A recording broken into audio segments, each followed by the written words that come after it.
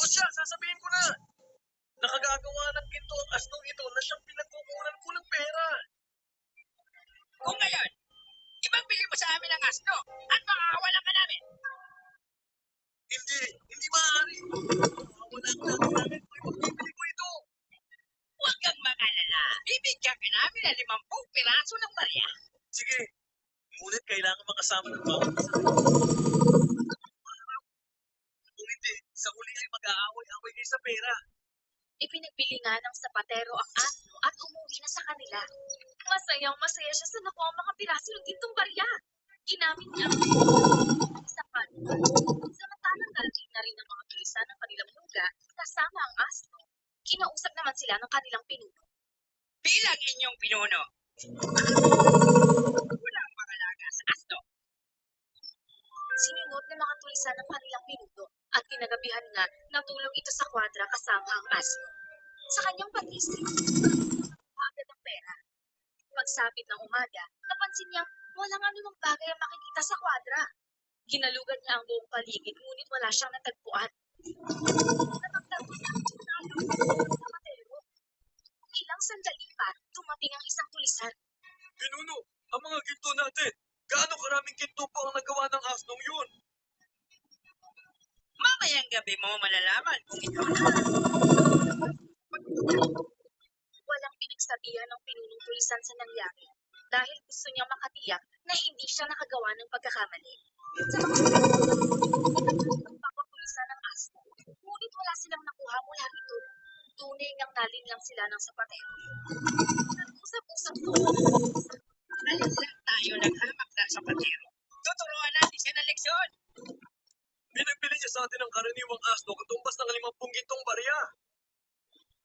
Kailangan mabawi natin ang pera sa kanya at parusahan siya sa panlulokong ginawa niya.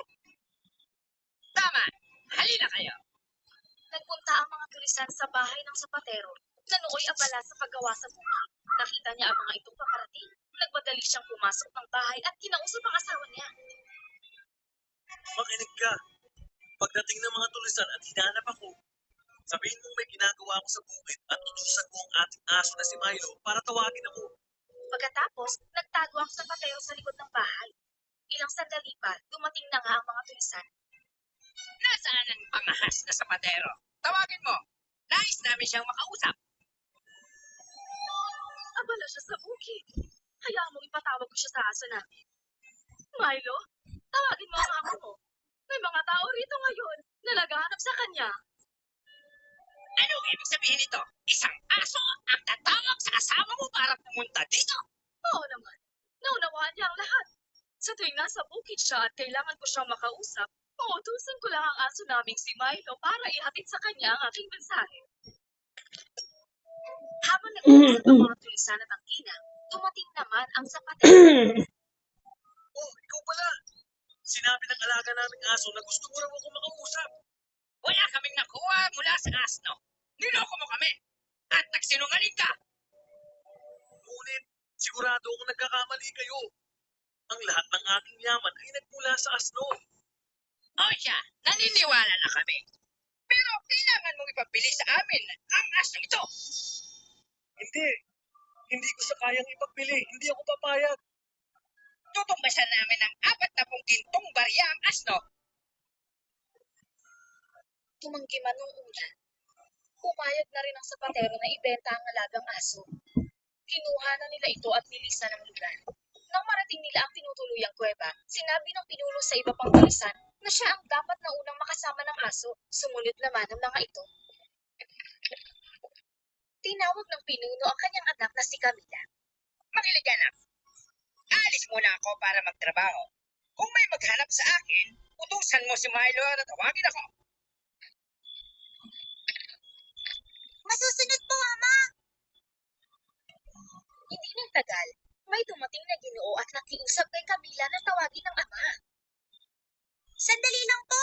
Ipapatawag ko siya agad! Milo! Tawagin mo si Ama! May gusto makipagkita sa kanya! Agad nang umalis ang aso, ngunit sa halip na pumunta sa pinunong tulisan, nagtungo ito sa bahay ng sapatero. Nang bumalik ang tulisan kinagabihan, napansin niyang wala si Milo roon. Naisip niyang bumalik ito marahil sa kanyang tunay na amo. Kaya muli siyang bumalik sa bahay ng sapatero. Ah?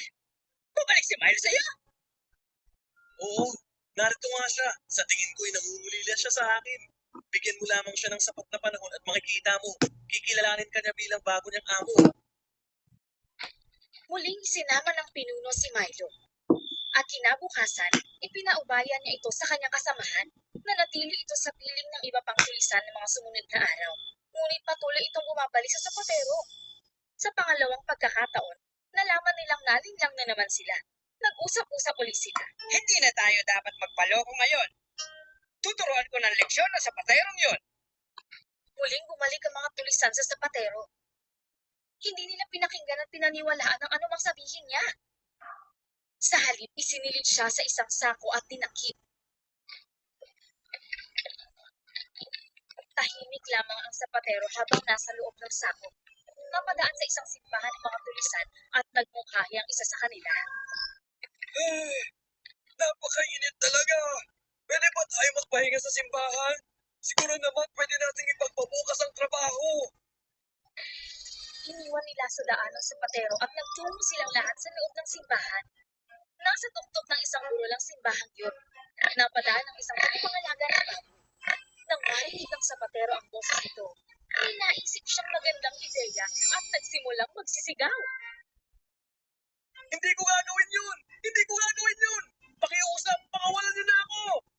Narinig ng Ginoo ang pagsigaw ng taong nasa sako at nilapitan niya ito. Tinanong niya ang sapatero. Sandali lang! Hindi ko nabuksan yung mic. Ano ka kung hindi mo gagawin? Sino ang naglagay sa'yo dyan? Gusto nilang pakasalan ko ang anak na babae ng hari, pero ayaw kong gawin yun! Bakit naman? Naiibang ka na ba? Kung ako ang nasa kalagayan mo, siguradong pakakasalan ko ang prinsesa. Kung yan ang nais mo, halika, ikaw ang isisilid ko sa sako. Pakasalan mo ang mahal na prinsesa. Talaga ba? Oo naman, pero pakawalan mo muna ako. At tinulungan nga ng Ginoo ang sapaterong makalabas sa sako. Siya naman ang pumalit dito. Itinali ng sapatero ang sako at lumisan kasama ang mga baboy. Lumabas ng simbahan ng mga tulisan kinagabihan. Kinuha ang sako at umalis. Makinig kayo. Itatapon natin siya sa butikan nang matuto siya ng leksyon. Hinagis nila sa butikan ang inakala nilang sapatero at umalis agad. Sa gitna ng daan pabalik, nakasalubong nila ang sapatero at nagulat sila. Paano ka nakarating dito? May isang mahiwagang lugar sa ilalim ng putikan. Napakaraming pinturunan at tagapangalaga ay ang mga baboy na to. Nakalis ako roon sa tulong nila at nagdala ako ng mga piraso ng ginto. Sa katunayan ay babalik ako roon. Sandali. Dalhin mo kami sa lugar na yon. Binabalaan kita. Huwag mong hawakan ng mga ginto. Ngunit, Sumunod ka na lang.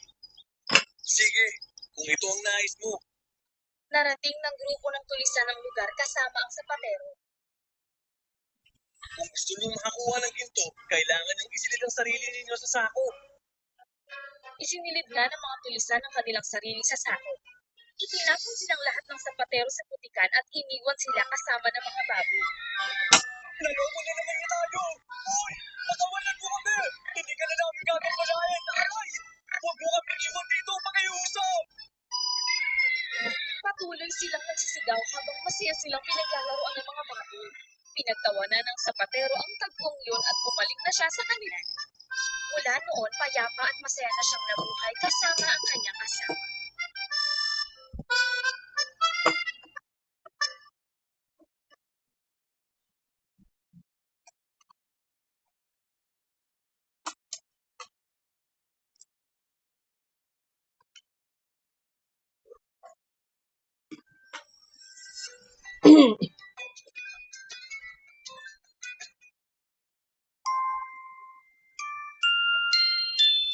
Gantimpala sa pagiging tapat. Noong unang panahon, sa isang malayong bayan, nakatira si Vincent. Matapang na tao si Vincent at magaling na pinto. Maging pader, bangka o bahay, pinagbubutihan ni Vincent ang kanyang pagpipintura ng mga ito. Vincent, Pinturahan mo nga ang aking bakod. Kailangan matapos agad yun para hindi mga lawang.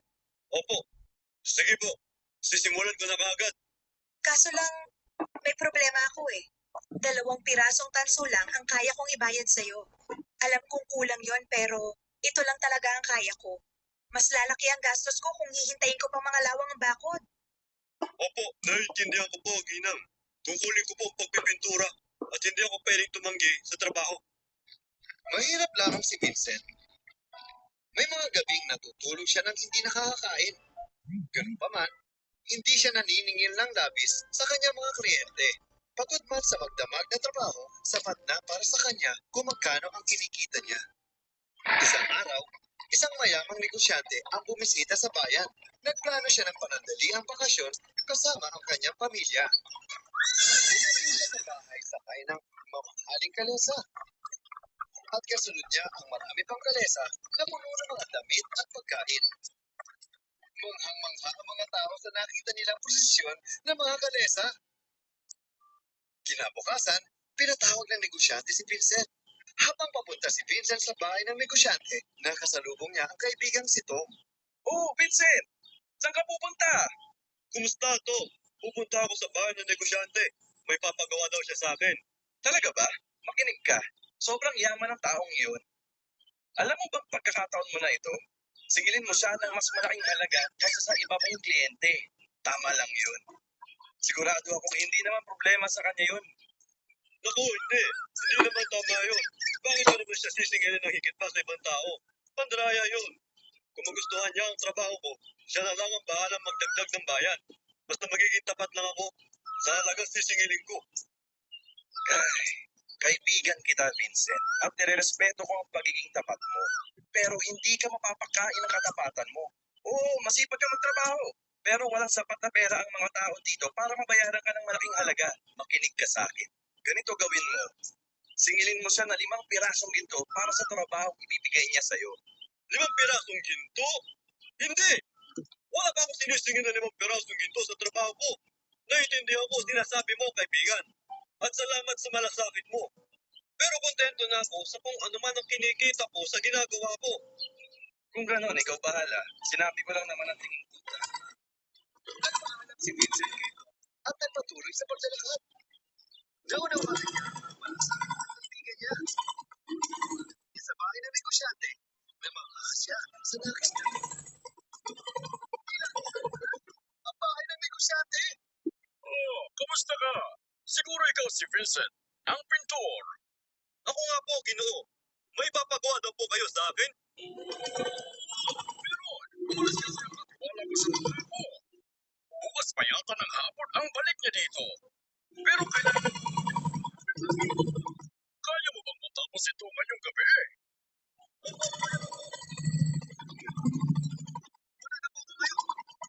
Teka, ang sinasabi sa mga isang magkano? $40 lang po para sa pagpintura ng bangka. Hindi po maaaring bumaba doon. 4 na baryang tanso? Yun na yun? Kung ganon, hindi naman ako nagbabayad ng mas mababa sa sinisingil sa akin. Sa katunayan, babayaran ko na ang 4 na baryang tanso ngayon eh. Malapit sa ilog ang bangka. Tawagin mo ako pagkatapos. Kinuha ni Vincent ang bayad. Pumunta siya sa palengke at bumili na ng pintura. Hindi na siya nag-aksaya ng oras at agad na lumakad papunta sa ilog. Magsisimula na sana siya, pero nakita niya na may napakalaking butas sa gitna ng bangka. Naku, delikado ang butas na ito. Kailangang matapalan ko ito. Tinapalan ni Vincent ang butas at saka nagpintura. Ilang oras siyang nagtrabaho at hindi nakakain. Sa wakas, natapos na siya magpintura. Tinawag niya ang negosyante para makita ang bangka. Opo, napakaganda nito. Magaling kang magtrabaho, Vincent. Eto, kunin mo pa itong 4 na baryang pila. Para sa iyo yan. Kung meron mo, hindi mo ulit ang tatawagin ko. Napakabait niya naman po sa akin, Ginoo. Sige po. Kinabukasan, namasyal ang pamilya ng negosyante sa bagong pinturang bangka. Nagpaalam ang negosyante mula sa bangka. Pagdating niya, nakasalubong niya ang katiwala ng bangka. Kaya tayo nadating yan. Oo nga eh. Gusto ng pamilya kong makarating agad dito sa bayan. Ayun at sakay ng bangka. Ano po? Hindi pwede. Kailangan niyo po silang pabalikin. Ngayon na. Bakit? Anong naging problema? Pinatawag ko na ang pinakamagaling na taga-sagwan para ipasyal sila. Wala kang dapat ikabahala. Hindi niyo po naiintindihan. May malaking butas sa gitna ng bakang yun. Lulubog ang bakang yun. Ngayon ko pa lang po sana tatapalan. Ang mga anak ko! Agad na pumunta ang negosyante at katiwala sa ilog. Pero wala na doon ang bangka.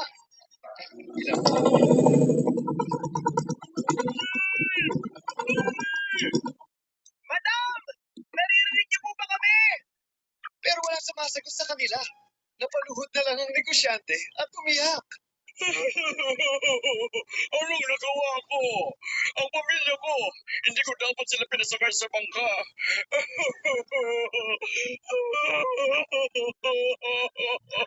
Habang umiiyak at nagsisisi ang negosyante, dumating ang kanyang pamilya sakay ng bangka.